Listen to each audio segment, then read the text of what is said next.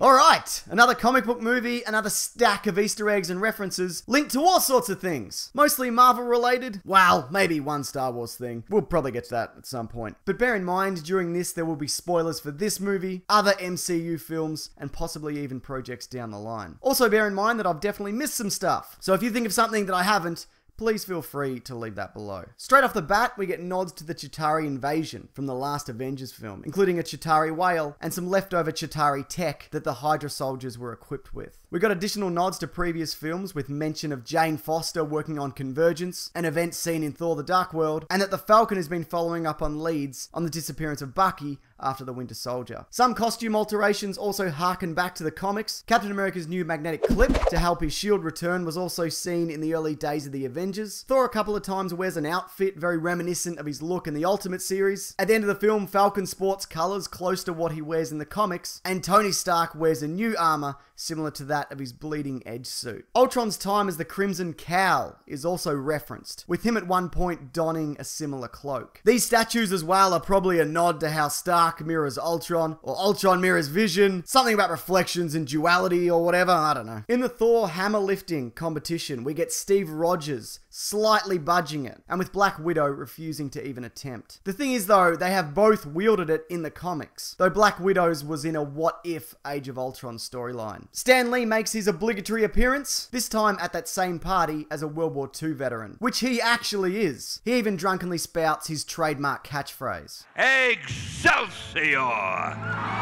Elizabeth Olsen also made mention in interviews that her character of Scarlet Witch and Quicksilver play with the idea that they have a very close relationship like they have in the Ultimate comics. Yeah, I'm just gonna leave that there. At the end, Hawkeye names his newborn kid Nathaniel Pietro Barton, after both Black Widow and Quicksilver. Scarlet Witch and Vision also have a relationship in the comics. We maybe get a hint of things to come there when he rescues her from that exploding floating city. The Vision's new origin seems to borrow elements from Adam Warlock's, both of them hatching from a cocoon of sorts, and both having an infinity gem in their forehead. Maybe that's a coincidence though. We see the Red Room where Black Widow was trained. If you do want to know more about that, I suggest you check out the Agent Carter TV series, because that gets all into that. During the Hulkbuster Hulk fight, we see a truck with Crawford on the side, possibly a nod to Dr. Crawford, a guy with similar powers to the Hulk. We get the Hulk being punched off screen like he did to Thor in the Avengers, and the Hulkbuster armor is named Veronica. This is actually a joke at the expense of the Archie comics, as one of the girls in that is named Veronica and another is named Betty. Betty being the name of Bruce Banner's old girlfriend, who disappeared about half a dozen movies ago, and we haven't seen her since. Helen Cho is also the mother of Amadeus Cho, a Marvel Comics super genius, though she looks too young that he would be the age that he is in the comics. Tony Stark's new AI program is called Friday. He once, again in the comics, created her as a new personal assistant, named after the film His Girl Friday. We also catch a glimpse of the program for Joecaster, who again,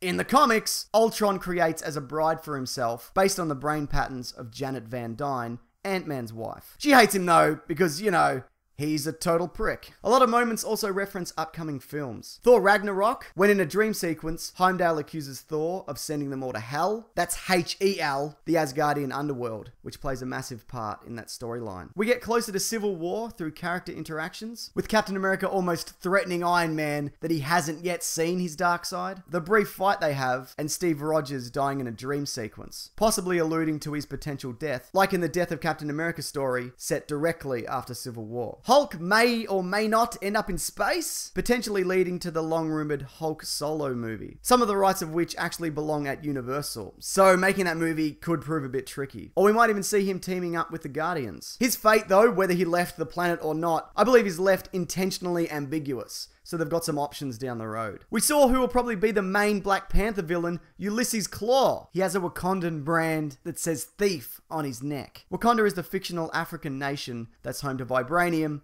and Black Panther. Him losing his arm is probably in preparation for when he adopts his Vibranium sonic cannon. Also, Kevin Feige, head of Marvel, pointed out that every Phase 2 movie has somebody losing an arm as a nod to The Empire Strikes Back. So just quickly, Tony Stark takes off Killian's arm in Iron Man 3. Loki pretends to take off Thor's in Thor the Dark World. The Winter Soldier is missing an arm in Captain America the Winter Soldier. And Gamora hacks off both of Groot's arms in Guardians of the Galaxy. See? I said there'd be a Star Wars nod, and there was. I did it.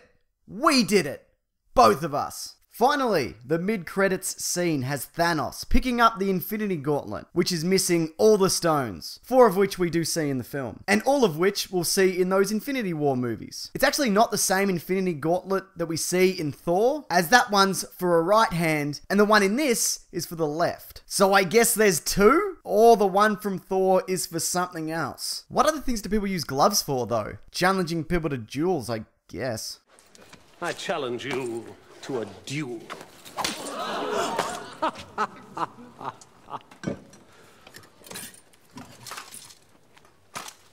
I accept. But I think that just about does it. If you like this though, I've got a whole lot of Easter egg videos in a playlist that you may enjoy. Covers things like Daredevil, Guardians of the Galaxy, Agent Carter, The Winter Soldier, heaps of stuff. Or maybe you'll like this animation that brings to life the first cancelled Batman vs Superman movie from the early 2000s. Both of those will be linked at the end of this video and below, along with my podcast, The Weekly Planet. That comes out every Monday, courtesy of the terrific comicbookmovie.com, and it covers movies, TV shows, comics, sometimes other things. It's a real mixed bag of content and quality. But what was your favourite Easter egg or reference from the Avengers Age of Ultron? And like I said, if I've missed something, please feel free to add it below. Alright, thanks everyone, take care.